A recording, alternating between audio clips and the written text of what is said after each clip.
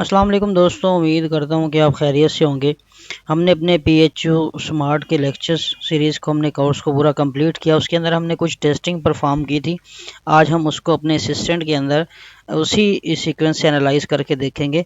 हमने जो पहली टेस्टिंग परफॉर्म की थी वो हमने HTTP ब्राउजिंग की टेस्टिंग परफॉर्म की थी और मेरे पास उसके लॉग फाइल्स यहाँ पे मौजूद हैं लेक्चर नंबर 7 में। तो आज हम इसी लॉग फाइल्स की असिस्टेंट के अंदर एनालिसिस करके ये देखेंगे कि हमें इसका क्या रिज़ल्ट मिलता है और कौन कौन सी चीज़ें हमारे पास असिस्टेंट के अंदर यहाँ पे प्लॉट होती हैं, ताकि हम इसको देख सकें कि हमने जो अपना टेस्ट परफॉर्म किया था उसका एनालिसिस हम असिस्टेंट में कैसे निकाल सकते हैं। तो दोस्तों आ जाते हैं अपने असिस्टेंट के अंदर। यहाँ पे मैं ऑल प्रोजेक्ट का एक फ़ोल्डर क्रिएट करता हूँ। तो इसके अंदर मैं अपनी प्रोजेक्ट फाइल्स को सेव करूँगा। यहाँ से आ जाता हूँ न्यू पे आने के बाद मैं अपना यहाँ पे सेव पाथ देता हूँ। उसको मैं यहाँ पे ये पाथ इंटर कर दूँगा और यहाँ पे अपना प्रोजेक्ट नेम जो है वो HTTP ब्राउजिंग के नाम से मैं अपना प्रोजेक्ट नेम बना लूँगा, जो कि मेरी पहली टेस्टिंग HTTP ब्राउजिंग के नाम से है।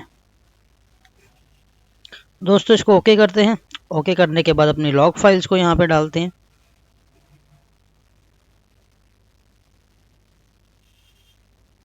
लॉग फाइल के ऊपर क्लिक करते हैं। HTTP ब्राउजिंग के अंदर जो फोल्डर के अंदर हमारे पास लॉग फाइल हैं उसको एक्सट्रैक्ट करते हैं। एक्सट्रैक्ट करने के बाद अपनी जो जेन फाइल है इसको हम ड्रैग एंड ड्रॉप करके यहाँ पे लेके आते हैं। बट ये यहाँ पे नहीं आ रही तो हम यहाँ पे ऐड फाइल और ऐड फोल्डर भी कर सकते हैं। तो यहाँ से ऐड फाइल पे क्लिक करते हैं। ऐड फाइल पे क्लिक करने के बाद मैं अपने उस फोल्डर पे जाता हूँ जहाँ पे मेरे पास ये लॉग फाइल्स पड़े हुए हैं।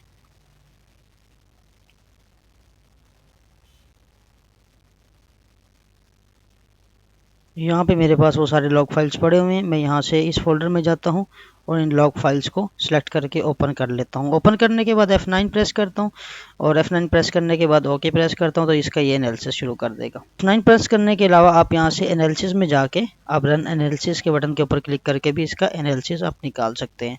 तो लॉग फाइल एनालाइज करने के लिए इसको थोड़ा सा टाइम रिक्वायर्ड होगा।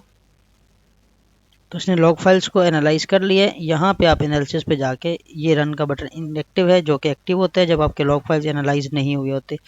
तो यहाँ पे आके हम HTTP सर्च करते हैं। तो HTTP में हमारे पास जो चीज़ें आ रही हैं सामने, जो भी सारी चीज़ें वो हमारे पास सामने आ जाएंगी।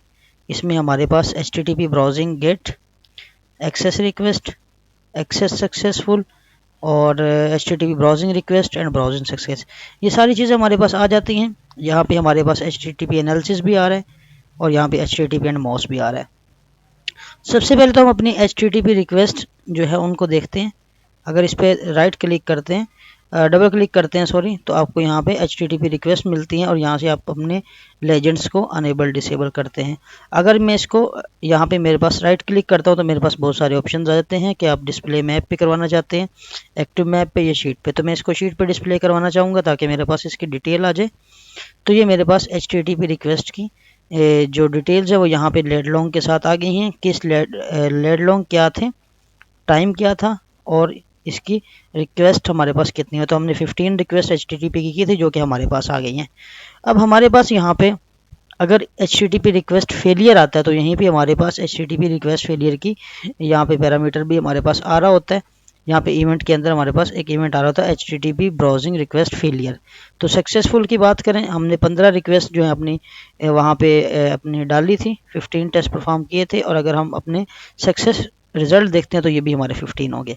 तो ये सारे के सारे हमारे HTTP जो ब्राउजिंग सेशन थे या वो सारे के सारे हमारे सक्सेस हुए थे। और यहाँ पे अगर कोई फेलियर आता है तो हमारे पास यहाँ पे वो फेलियर में अपना एनालिसिस में हमारे पास यहाँ पे इवेंट आ जाता है फेलियर का। और अगर उसको हम अपनी शीट के ऊपर ऑन करते हैं तो वो लेट लॉन्ग के साथ, डेट एंड टाइम के साथ, और वो हमें फेलियर की इस तरह की एक लिस्ट दे देता है। तो दोस्तों इस तरीके से हम अपने HTTP जो रिक्वेस्ट है, HTTP ब्राउजिंग का जो टेस्ट हम PHU के अंदर परफॉर्म करते हैं तो इस तरीके से उसका एनालिसिस निकालते हैं और एनालिसिस में उसकी डिटेल्स को चेक करते हैं। तो दोस्तों मिलते हैं अगली वीडियो में, इस जो हमने पिंग टेस्टिंग की थी उसका एनालिसिस करेंगे।